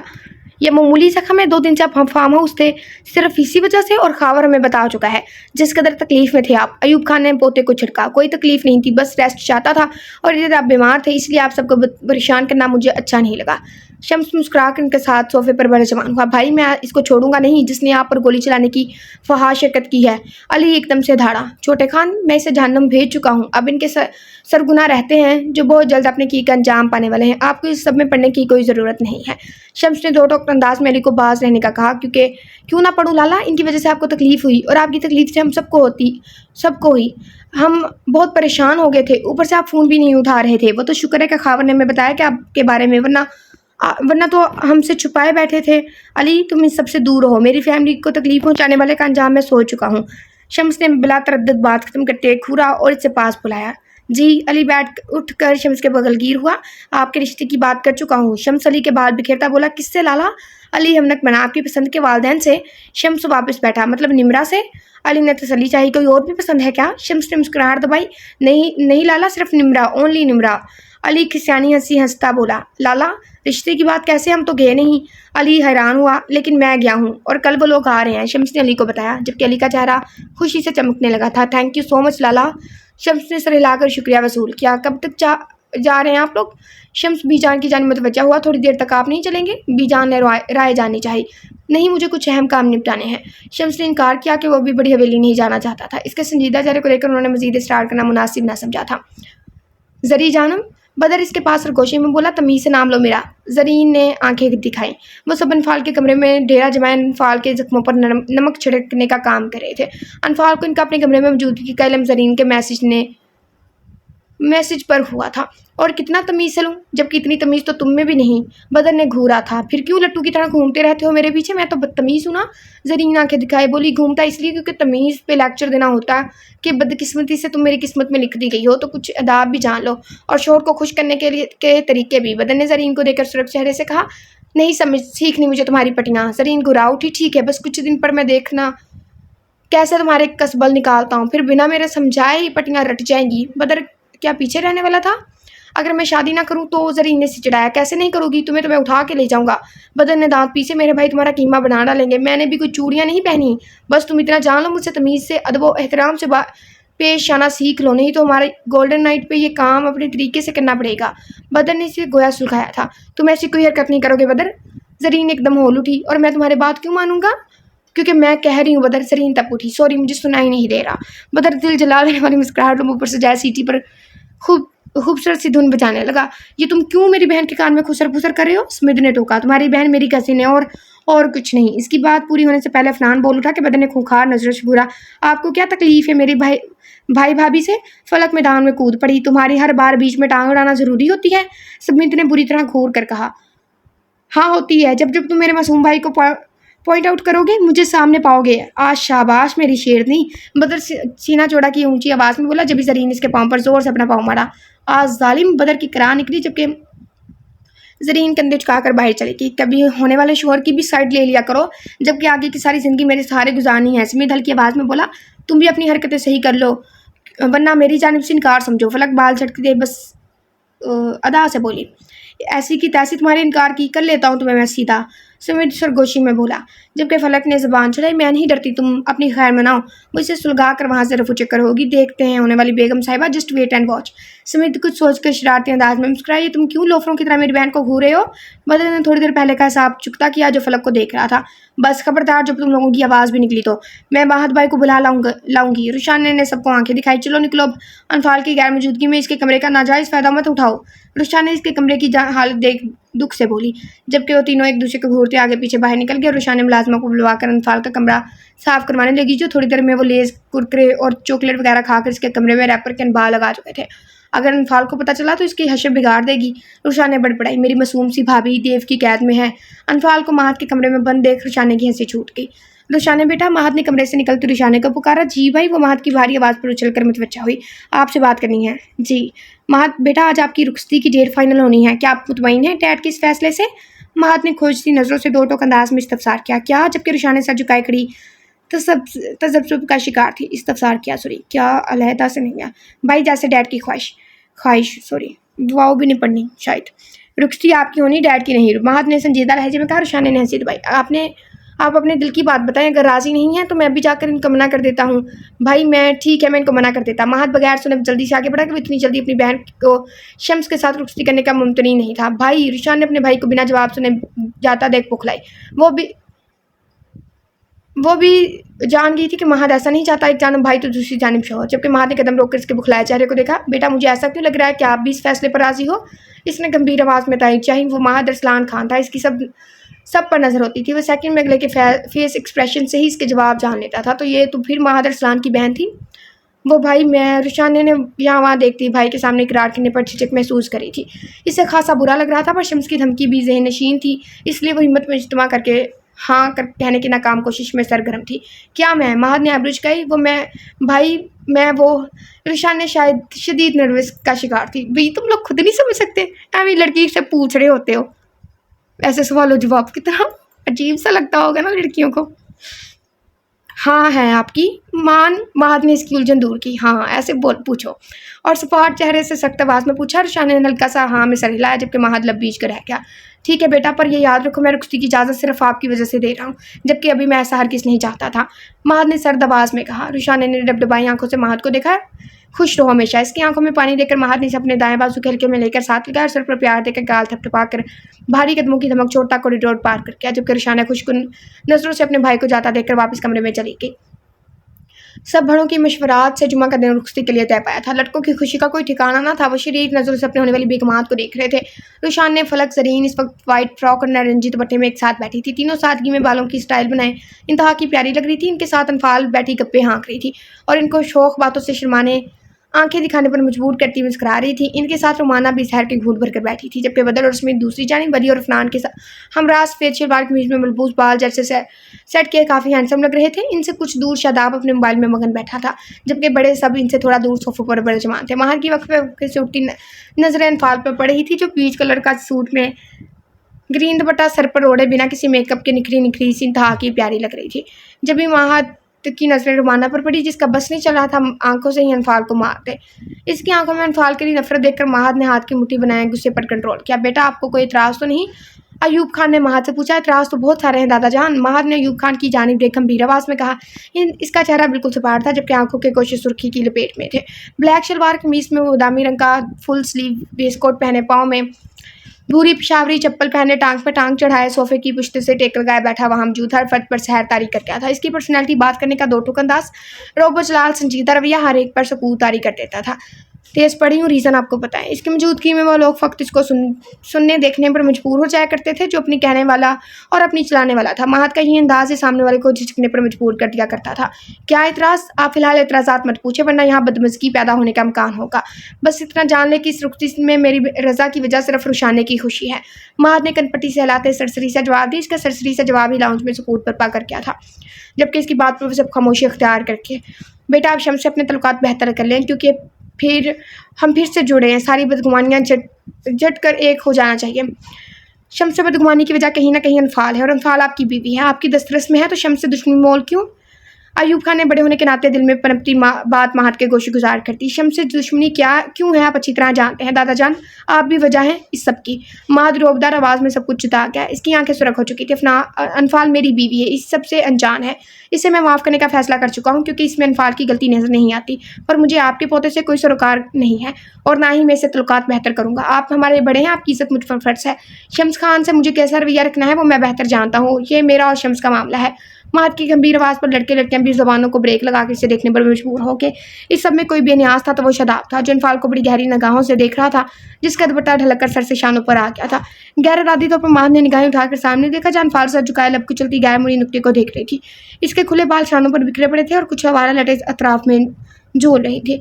इसको सबके बीच यूँ देख महात की माथे की रगें उभर आई, जब इसने लड़कों की जानिब देखा जहाँ बैठा शदाब फुर्सत से अनफाल की हुस्न से मुस्तफीद हो रहा था। महात की खूंखार नजरें शदाब पर टिकी थी, जो हाथ में मोबाइल पकड़े थोड़ा सा टेढ़ा किए हुए था। गुस्से की शिद्दत से महात का चेहरा लाल सुर्ख हो चुका था। वो जान गया था कि शदाब इसकी बीवी की इसकी मौजूदगी में पिक्स बना चुका है। इसने भस्म कर देने वाली निगाहों से अनफाल को घूरा। अपने चेहरे पर नजरों की तपिश पर इसने नजर उठाया तो महात को खुद की जानिब घूरते पाकर हैरान हुई। तब इसकी नजरों में अनजानी सी लपक देख कर भड़बड़ा कर होश में आई, दुपट्टा सर पर लिया। महात ने अनफाल से नजर हटाकर शदाब को देखा। अनफाल ने महात की नजरों के ताकुब किया तो शदाब को खुद की जानिब तख्ता पाकर सारा मामला समझती हलक तर करने लगी। महात के चेहरे पर खतरनाक हद तक संजीदगी चट्टानों की शक्ति धराई थी। वहां बैठे सब नफूस इसके चेहरे में सुर्खी उले देख हैरान थे, जबकि महात को इस रूप में देखकर अनफाल की जान निकली जा रही थी, जो हनूज सर्द तासर से जायसी को घूरा था। महात बेटा, मैं बस। महात की धाड़ हवेली के दरद्वार से टकरा कर गूंज उठी थी कि सब हड़बड़ा उठे। महात बेटा, मैं बस। महात की दाढ़ हवेली के दरद्वार से टकरा कर गूंज उठी थी कि सब हड़बड़ा उठे। जब इस शदाब ने महात की जानिब देखा, जिसके खून शाम निगाहें इसी पर जमी थी। शदाब को इसकी सुरख आंखों और चेहरे पर तनाव देखकर मामले की संगीनी का एहसास हुआ। लम्हे के 1000वें हिस्से में वो जान गया। तभी हवाइयाँ उड़े चेहरे से महात को देख रहा था। मैं शम्स के बारे मजीद बात नहीं करना चाहता दादा जान, इतनी सी बात आपको समझ नहीं आ रही? महात सख्त बर्फीले लहजे में बोला। इस दौरान शरर बार निगाहें शदाब पर जमी थी। महात को इस रूप में देखकर अनफाल की जान निकलने के दर पर थी, जबकि बाकी सब हैरान परेशान महात का शदीद रिएक्शन देख रहे थे। इसके बर्फीले लहजे पर अयूब खान अहानत के मारे लब बीच के और सब इसके गुस्से और जुनूनी तबीयत से वाकिफ थे, जब ये सब खामोशी अख्तियार किए हुए थे। 2 थप्पड़ लगाओ तो इसे, ठीक है, उसका गुस्सा अपनी जगह कोई वजह होगी, लेकिन बड़ों से तमीज़ से बात करते हैं, और ख़ास तौर से इससे बाप से भी बड़े से, लाइक उसके दादा हैं। पता नहीं अजीब आदमी है ये। जबकि अरसलान खान पीछोताब खा कर रह गई। ये क्या बदतमीजी है महात? वो दबे दबे लहजे में गुराए। शम्स खान की जिक्र पर मेरे मुंह से फूल झड़ने की तवक्का कर रहे हैं आप? महात ने गंभीर आवाज़ में अरसलान खान से इस्तफसार किया। वो अभी भी शदाब को देख रहा था, जैसे आंखों से शदाब को कत्ल कर देगा। इसकी गहरी आंखों में दर्जा सुर्खी बढ़ चुकी थी कि ग्रे लेंस की तरफ अतराफ सुर्खी की लपेट में इसके शदीद गुस्से में होने की निशानदाही कर रही थी। शदाब ने इसे देखकर हलक तर किया और काल का बहाना घड़कर जल्दी से उठकर खारजी दरवाजे से निकल गया। महात के आगे बरसाती निगाहों ने शदाब का दूर तक पीछा किया था। अरसलान खान ने ताज्जुब से सर हिलाया। शदाब के जाते ही महात ने अनफाल को देखा, जो जरीन के पीछे छुपी हुई थी। वो आपका बहनोई है। अरसलान खान ने गोया इसकी मालूमात में इजाफा किया। साला भी तो है। महात ने हनूज लहजा बरकरार रखते कहा और अपने बाप को शम्स के हवाले से एक और रिश्ता जतलाया। इसके रोबदार आवाज़ पर सब खामोश वक्त इसे घूर रहे थे। इसकी नजरें अपनी बीवी पर मरकूज थी। जरीन, ये मुझे खा जाएगी। अनफाल जरीन के कान में सरगोशी नुमा बोली। मुझे भी यही लग रहा है। अनफाल जरीन ने इसके बाद हाथ पर हाथ धरते कहा। मुझे डर लग रहा है। अनफाल रुहानसी हुई। क्या तुमने कोई शरारत की है जो भाई ऐसे देख रहे? ज़रीन ने इस्तफसार किया। नहीं, मुझे नहीं पता। वो बात गोल कर गई। अब क्या बताती कि इसकी बेखबरी में दुपट्टा सर से सरक जाने पर वो इतना शदीद रद्द-ए-अमल ज़ाहिर कर रहा है। तुम इनकी नज़रों से ओझल हो जाओ। ज़रीन ने अनफाल को तरकीब बताई। अनफाल ने हाँ में सिर चोर नज़रों से इसे देखा, जिसकी सर्दनगाहें इसी पर जमी थी। अनफाल ने बेसाख्ता झुरझुरी सी दी। आप जानते हैं हमारे बीच नाचाकी की वजह ज़मीर खान है? अरसलान खान ने बावर करवाया, जबकि महद ने आबरूज कर अनफाल से नजरें हटाकर अपने बाप को देखा। यही वो लम्हा था जब अनफाल फुर्ती से अपनी जगह से उठी। तो क्या दादा जान के भाई अयूब खान और इनके बेटे ज़बीउल्लाह इस बात से वाकिफ न थे, जो मेरे दादा और चाचा दिलावर खान तबरेज़ खान को भरे मजलिस में रुस्वा किया और बगैर मशवरा किए इनको अपनी ही नवासी बनी में देने की पेशकश कर डाली थी, जबकि वो भूल गए थे कि वह तबरेज़ खान की बेटी और दिलावर खान की पोती है, जिसका फैसला अभी इन्हें करना था। और यह अच्छी तरह जानते थे कि पैदा होते ही इनकी नवासी को दादा जान ने मेरे नाम से मंसूब कर दिया था। भले ही इनकी नवासी अनफाल से मुझे चिढ़ थी, पर थी तो वो मेरे नाम। इनकी इस गलती ने हमें कितना कुछ फेस करवाया है। महद की गंभीर रोबदार तेज से भरपूर आवाज़ में गए अल्फाज ने सबको लाजवाब कर दिया था कि सब बड़े सांस रोके महद अरसलान खान का सुनते माजी में कहीं खो गए थे। महद ने निगाहों का जायजा बदल कर लाउंज से निकलती अनफाल को देखा, जो तेजी से सीने चढ़ती जा रही थी। यकलख्त इसके होठों पर तबस्सुम फैलकर मधूम हो गया। मुझे कुछ ज़रूरी काम है। वो इतने से इनको देखता अपनी जगह से उठा। बेटा डिनर करके जाना। इसको उठते देख शाइस्ता बेगम प्यार से बोली, डिनर तब खाऊंगा जब आपकी बेटी मेरे लिए स्वीट डिश बनाएगी। महद ने कदर ऊंची आवाज़ में कहकर अनफाल के कदम जकड़े थे, वो कदम रोके वहीं जम सी गई, जबकि महद के यूं बेदर फरमाइश करने पर सब छोटी पार्टी ने यकज़बान ओ का नारा बुलंद किया था, जिसे महद की सर्द निगाह में घूरने पर हलक में दबने पर मजबूर कर दिया। ठीक है बेटा, अभी मैं अभी बनवाती। अनफाल मेरे साथ किचन में आओ। शाइस्ता बेगम ने अनफाल को आवाज़ दी। अनफाल ने मुड़कर महद को देखा, जो लॉन्च पार कर गया था। मोरे मैं नहीं बना रही। अनफाल झुंझलाई। ये लड़की खबरदार जो ना कही तो। चलो जाओ और बनाओ मेरे पोते के लिए। तुम्हें इतना कुछ सिखाया किस लिए है जो शोर की फरमाइश पूरी नहीं करोगी? खाना बी ने आंखें दिखाई और वह गुब्बारे की तरह मुंह फैलाकर चौंटी की रफ्तार से सीढ़ियाँ उतरने लगी। सादगा रुमाना का बस नहीं चल रहा था। अनफाल को उठाकर हवेली से बाहर फेंक दे। महद बात सुनो। तेजी से चलती रुमाना ने फूली सांसों के में महद को पुकारा। महद जो मर्दान खाने की जाने बढ़ा था, इसकी आवाज़ पर रुका। जस्ट शट अप, तुम्हारी कोई बात नहीं सुनी मैंने। महद ने मुड़कर इस उंगली से मौन करते भारी आवाज़ में कहा। महद मैं तुम्हारी दोस्त हूँ, तुम मुझसे ऐसे बात नहीं कर सकते। रुमाना दफ़ा हो जो यहाँ से, इससे पहले कि मैं तुम्हें खुद उठाकर हवेली से बाहर फेंकूँ। महद कहकर लंबे लंबे डग बढ़ता आगे बढ़ा। मैं अनफाल को जान से मार दूंगी। इसकी वजह से तुम मेरे साथ ऐसा कर रहे हो, मैं इसे ख़त्म कर दूंगी। महद, वो अपने आपे से बाहर होती चिल्लाई। महद की दूसरी बार दुदकाने पर माना पागल सी होने लगी थी। तो वो दिन तुम्हारा भी आखिरी दिन होगा। अगर मेरी बीवी को खरोच भी आई तो मेरी बीवी से दूरी बनाए रखना रुमाना, वरना मैं तुम्हें जिंदा जला दूंगा। आई समझ? जिंदा जला दूंगा तुम्हें। महद जुनूनी होता धाड़ कर रुमाना को एकदम से इससे खौफ महसूस हुआ था। इसकी आंखों से आंसू रवां थे, जबकि महद गैर बरसाती नजरों से इसे बौन करता अंदर भर गया।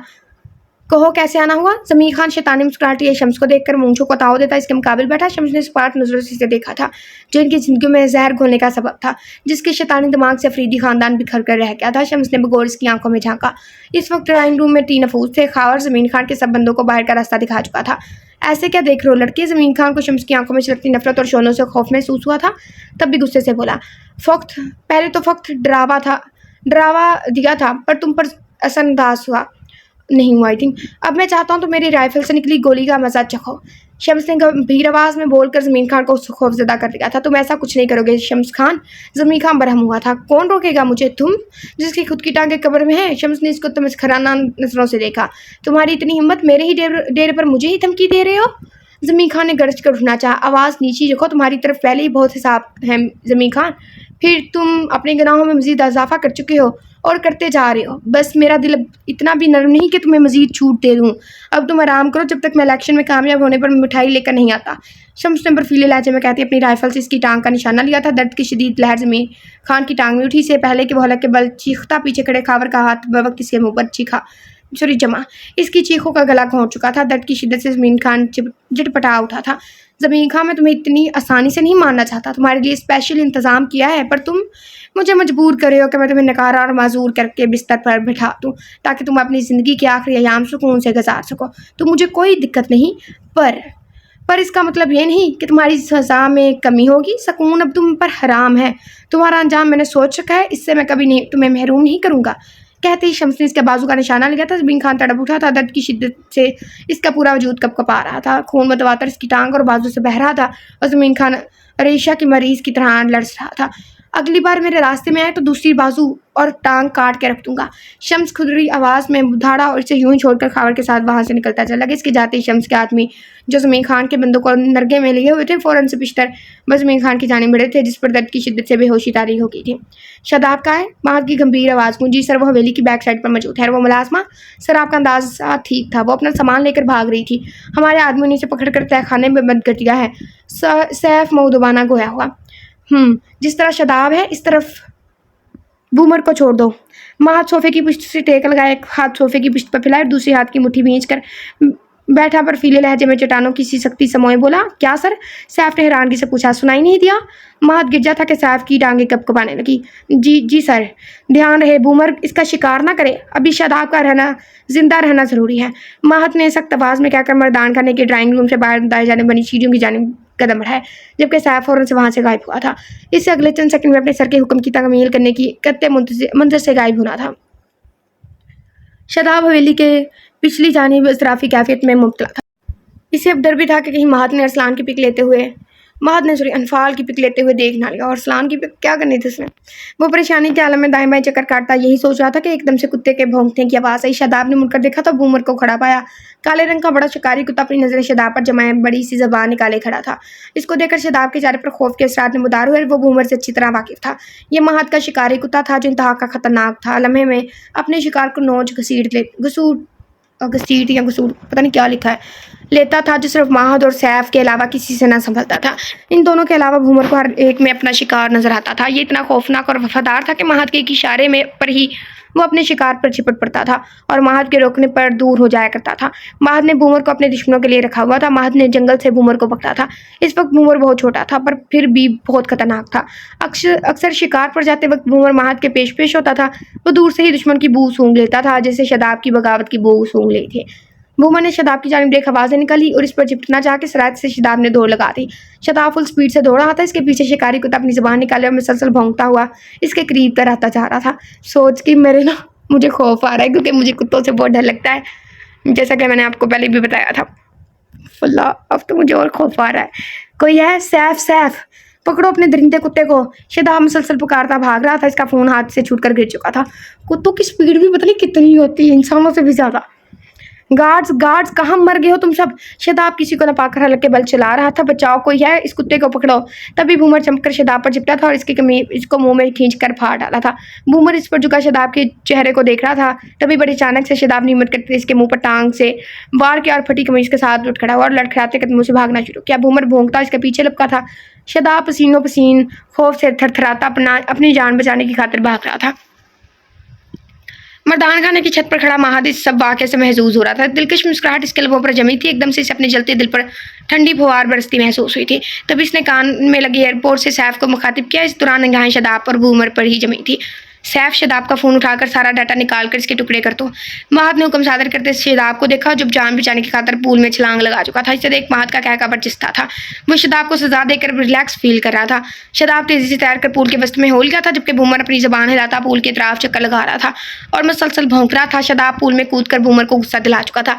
बूमर शिद्दत से भौंकता इसको नोचने के लिए उछल रहा था, जबकि शादाब की आहो बका जारी थी। वो मुसलसल गार्ड्स को पुकार रहा था, जिन्हें सैफ महद के हुक्म पर मंजर से हटा चुका था। शादाब का चेहरा देखने लायक था। रोनी सूरत लिए इर्द गिर्द किसी को मदद के लिए तलब कर रहा था। सर काम हो गया है। जब सैफ की आवाज़ ने महद को मतवजा किया। ठीक है, बूमर को ले जाओ। महद छत पर हिलिंग थामे शादाब को खैर बरसाती नजरों से घूर रहा था, जबकि देखते देखते सैफ तेजी से वहां आया। कहाँ मर गए थे तुम? तुम्हारा यह कुत्ता मेरी जान लेने वाला था। शादाब बुरी तरह सैफ पर चंगाड़ रहा था। सॉरी सर, पता नहीं कैसे बूमर का पिंजरा खुला रह गया था। सैफ बूमर का पट्टा थाम कर इसके सर पर हाथ फिरता शांत करता बोला, जबकि शादाब तनफुर बड़ी नजरों से इसे देख रहा था। ले जाओ इस कुत्ते को यहाँ से। शादाब फूली सांसों के माबीन बोला। सर, इसे कुत्ता ना बोले, महद सर नाराज होंगे। सैफ ने शादाब से कहा। कुत्ते को कुत्ता ना बोलूं तो और क्या बोलूं? शादाब गुस्से से चीखा। तभी बूमर की गुस्सा भरी आवाज गूंजी। शायद वो भी शादाब का लफ्ज़ कुत्ता सुन चुका था, जो कि इसे भी पसंद ना आया था। बूमर बोले सर। सैफ मुस्कुराहट दबाए बोला, दफा हो जाओ इसे लेकर, वरना मैं इसे गोली से उड़ा दूंगा। शादाब ने घूर कर बूमर को देखा। सैफ बूमर का पट्टा थामे आगे बढ़ा। इनके कुछ दूरी पर जाकर शदाब पानी से निकलकर बाहर खड़ा हुआ और अपनी हालत देखकर इसे फिर से कुत्ते पर गुस्सा आया।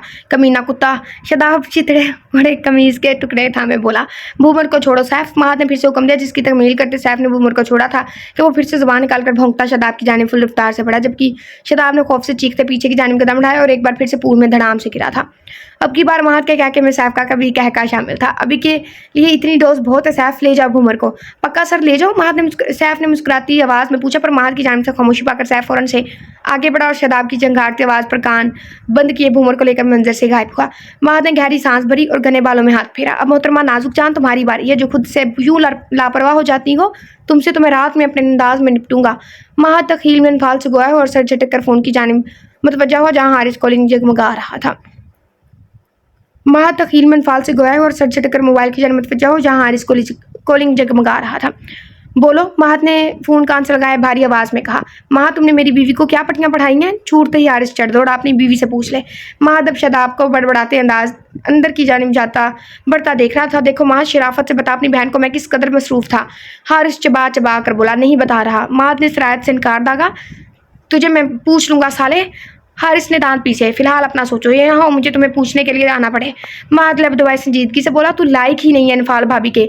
हारिस बिगड़ा, तेरी भाभी के लिए के लायक और नालायक मैं ही हूँ। तुम अपनी फिक्र करो कि निंदा भाभी के लायक नहीं रहे, कांस्टेबल से मेल मिलाप बढ़ा रहे थे।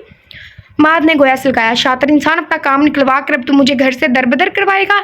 हारिस ने दुहाई दी, ओहो, एहसास है मुझे तुम्हारा, सिर्फ दिमाग सेट करवाऊंगा।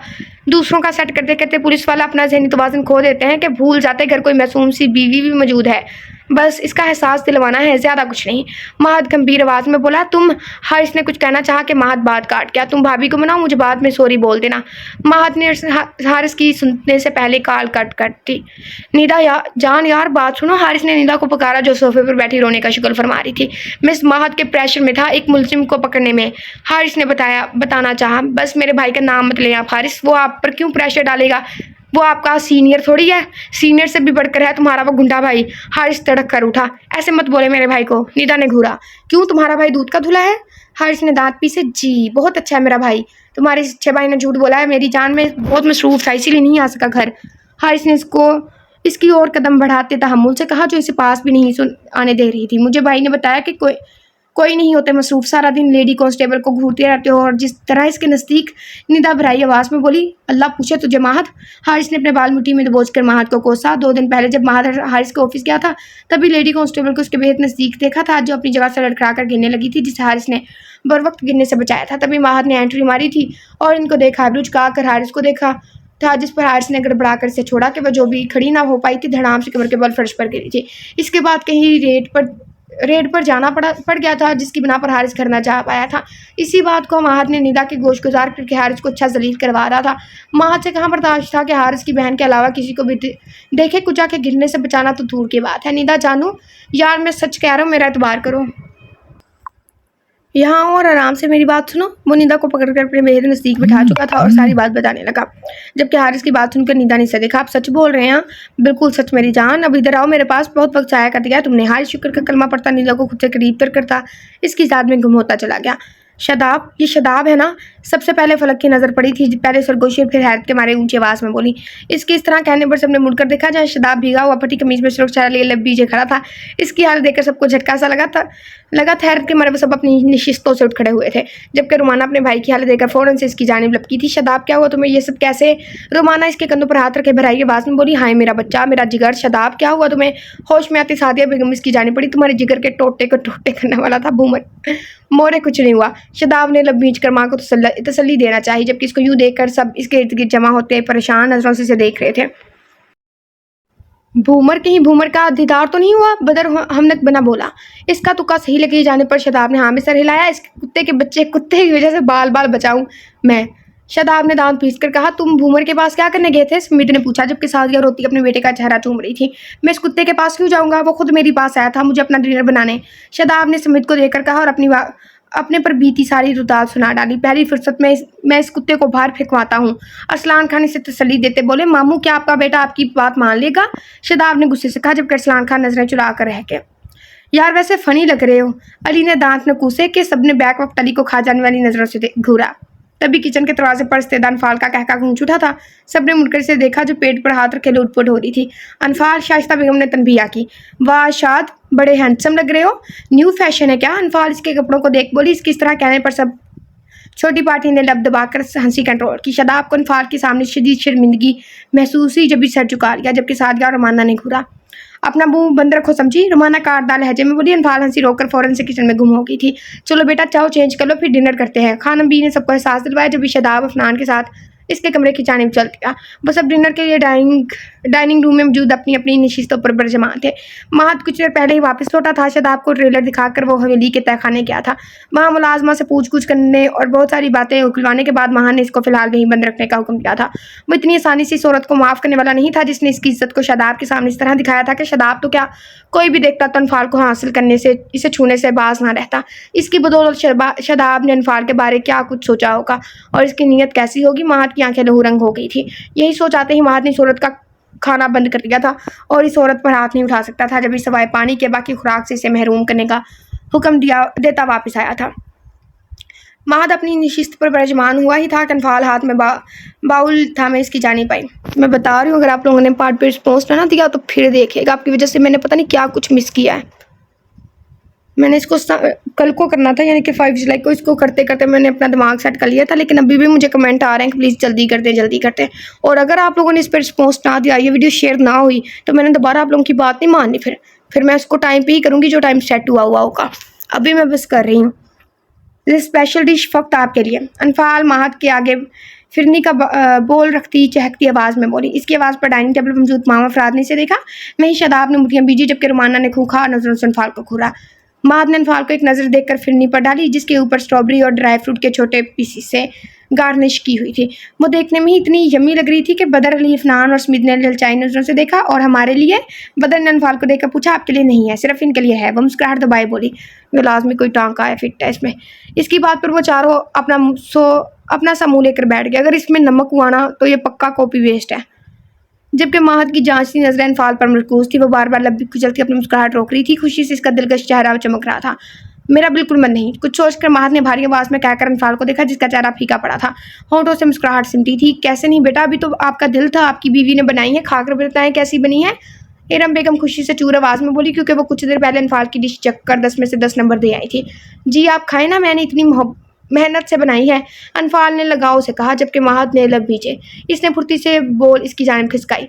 सब खाने से हाथ रोके इन्हें ही देख रहे थे। अनफाल ने पहली बार महद के लिए कुछ बनाया था, इसलिए सब बेताबी से इसके अल्फाज और एक्सप्रेशन के मुंतज़िर थे कि महद अरसलान खान अपनी बीवी के हाथ के जायके की तारीफ़ करने के लिए किन अल्फाज का चुनाव करता है। खुद पर सबकी नज़रें महसूस करके महद ने एक सर्द निगाह तमाम नफूस पर डालकर भुएं चुकार कर रोया वजह जाननी चाहिए। इसके यूँ देखने पर वो सब गड़बड़ा कर खाने की तरफ मतवज्जा हुए थे, जबकि गाहे बगाहे चोर नज़रों से इसे देख रहे थे। महद ने सपाट नज़रें अपने सामने बड़ी डिश पर डाली और कटेली नज़रों से अनफाल को देखकर फिरनी का चम्मच भरकर मुँह में रखा। ये अखलकत इसे लगा जैसे नमक से भरा चम्मच मुँह में डाल दिया हो।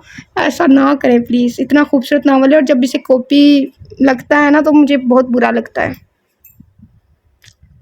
क्योंकि ये नावल मुझे अच्छा लगा था पर्सनली। बस इसमें थोड़े से टू मच बोल्ड सीन आ जाते हैं, जिसे मैं स्किप कर देती हूँ या जो भी है, लेकिन मुझे नावल अच्छा लगा था। लेकिन इसका वो फर्स्ट वाला सीन जहाँ पे वो पानी डालती है, ऐसे सेम आरज़ू ने किया था। और फिर वो सोफ़े पे सोने वाला भी सेम, और ऐसा ही वो उसे मीठे में मतलब मीठा बनाने का कहते हैं, बट आरज़ू खीर बनाती है और उसमें नज़र बचा के, उसमें भी उसकी सास उसकी हेल्प करती है कि पता नहीं माँ करती है, हाँ उसकी माँ करती है शायद, तो नज़र बचा के वो उसमें डाल देती है नमक, और जब फिर उसे दानेदार चखता है तो उसमें नमक होता है। ये सेम सीन है,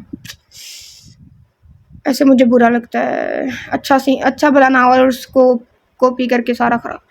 इसके मुंह का सारा जायका चाहता रहा था। अनफाल ने नमक का पूरा डब्बा इसमें ढेल दिया था। महद का शख्स यकीन में बचा था कि एकदम पेशानी पर बेशुमार बल पड़े, चेहरे का रंग सुरख हुआ था।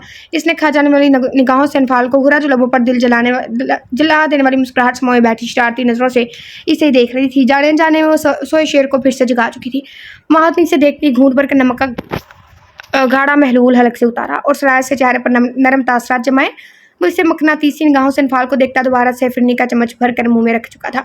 इसके चेहरे पर थोड़ी देर पहले की सख्ती जाती रही थी। वो बड़े शौक से फिरनी खा रहा था। इसको यूँ खाते देख अनफाल का मुंह खुल गया था, जबकि बाकी सब भी हाथ रोके महद को ताड़ रहे थे। अगर आप सब मुझसे ये तवक्का कर रहे हैं कि मैं आपके सामने अपनी बीवी की तारीफ़ करूँगा तो ऐसा हरगिज़ नहीं है। तारीफ मैं इनके अकेले में ही करूँगा, इसलिए मुझे भूनने के बजाय अपने खाने पर तवज्जो दे। महाद ने ठहरे हुए लहजे में कहकर सबको उसे निपटाने पर मजबूर कर दिया, जबकि अब इनफाल को अपनी संगीन गलती का एहसास हुआ। आने वाले लम्हात का सोचकर इसके जिस्म में फिरफिरी सी दौड़ी थी। इससे पहले कनफाल उठती शरायत से इसकी नाजुक लाई महाद की चौड़ी हथेली में कैद हुई थी।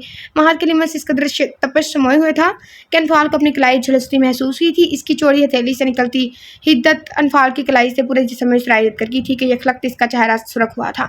छोड़ें, वो सुर्खी सरगोशी में दबे दबे लहजे में बोली, खाओ इसे। महाद ने इसके मज़ाक पर नज़रअंदाज किए, फिर इसकी जानिब खिसकाई। शदाब और रुमाना की हसद और जलन से लबरेज निगाहें इन पर थी, जबकि बाकी सब मुस्कुराती नजरों से इनको देख रहे थे। मुझे नहीं खानी, तुमने बनाई है तो मैं अकेला खाता अच्छा नहीं लगूंगा, मेरे साथ खाओ। वैसे भी मैंने सुना है मियाँ बीवी का एक ही बर्तन में खाने से प्यार बढ़ता है। महाद अपनी ग्रेस रख आंखें इसके दिलकश चेहरे पर डाले अपने लफ्ज़ों पर जोर देता बोला। बाकी सब इसकी जानिब से अनजान बने हुए थे। अनफाल को इसकी आंखों में वाज़ेह वार्निंग देख रही थी। तभी नाचार एक नज़र इस सब पर डालकर कपकपाती उंगलियों से चम्मच थाम कर जोर से आंखें नीचे अपने मुंह में डाला। अनफाल ने एक आंख खोलकर महाद को देखा जो हनूज इसे देख रहा था, इसलिए जल्दी से घुल पड़ा। नमक का जायका मुंह में घुलने से इसे वोमिटिंग फील हो रही थी। बिजली की तेजी से वह जल्दी से पास पड़ा जूस का गिलास बुस लगाया। बस, वो लड़खड़ाती की आवाज़ में बोली, नहीं और खाओ, कम से कम इतनी जितनी मैंने खाई है। महाद बीचे सर्द आवाज़ में बोला। अनफाल रुहानसी हुई, वो अपने खाने में क्या किसी को बता भी नहीं सकती थी। अगर बताती तो सबके सामने शर्मिंदगी और बेइज्जती का टोकरा सर पर सजाना पड़ता, और वो ये खा भी नहीं सकती थी और ना ही यहाँ से भाग सकती थी, क्योंकि इसकी कलाई पर महाद की गिरफ्त में थी। इसने महाद को देखकर नामे गर्दन लाई। तभी महाद ने चम्मच इसकी जाने बढ़ाया। मुंह खोलो, इसको लब पीछे देख महाद रौबदार आवाज़ में बोला, हमें दे दो भाई, हाँ आप दोनों अकेले खाने में लगे हो, हम भी तो चखे कैसी बनी हैं जिसकी तारीफ आप हमारे सामने नहीं कर सकते। बदन ने इनको देखकर कहा, नहीं ये सिर्फ मेरी बीवी खाएगी, तुम फिर कभी खाना। महाद अनफाल की आंखों में देख लबों पर तबस्सुम फैलाए नरमी से बोला गोया हुआ। तभी अपनी कलाई पर झटका महसूस करके अनफाल ने आंसू भरी आंखों से महाद को मुल्तजी देखकर मुंह वाक किया। महाद ने इसको 5-6 चम्मच खिलाकर दम लिया। आज रात अपने किए का हिसाब देने के लिए तैयार रहना। महाद इसकी जानिब हल्का से चुप कर सरगोशी में बोलकर अपनी जगह से उठा, जबकि अनफाल को अपने जिस्म से जान निकलती महसूस हुई। इसे सख्त घबराहट ने आन घेरा था। डिनर के बाद चाय का दौर चला था। महाद को नपा कर अनफाल कुछ हद तक नॉर्मल हो गई थी। जब भी छोटी हवेली के मकीनों ने जाने की इजाज़त चाहिए और अपनी जगह से उठ खड़े हुए थे। बड़े पापा, मुझे भी नानों के साथ जाना है, मेरी भाई की शादी है, मेरा वहाँ होना ज़रूरी है। अनफाल महाद के तेवरों से घबराई हुई थी कि मौका पाकर अरसलान खान से मुखातिब हुई। जब इसके आन पीछे महाद आकर खड़ा हुआ, जिससे अनफाल अनजान थी। वो अनफाल की बात सुन चुका था। लम्हे में इसके पेशाने पर बल पड़े थे। ये आज के दिन वो तीसरी गलती कर चुकी थी। पहली सबके बीच खुद से लापरवाह होकर बैठना, दूसरी स्वीट डिश के बजाय साल्ट डिश, और तीसरी हवेली में जाने की जहाँ महाद ने सख्ती से मना किया कर रखा था। हाँ अनफी, जलादनी तुम तो ज़रूर चलोगी। अली ने भी टाकरा लगाया, जबकि महाद ने तने नकुश से इसे देखा था कि अनफाल के पीछे महाद को जलाद के रूप में देखकर अली ने हलक तर करते ना महसूस तरीके से रुख बदला। बेटा, आप महाद से पूछे, अगर वो इजाज़त दे देता तो हमें कोई इतराज़ नहीं। अरसलान खान ने सुलाजो में बात की थी, अनफाल नहीं जाएगी। अनफाल के इजाज़त लेने से पहले महाद की गंभीर आवाज़ गूंजी थी कि अनफाल ने झटके से मुड़कर पीछे देखा, जो आंखों में आंच सी लपक लिए खड़ा था।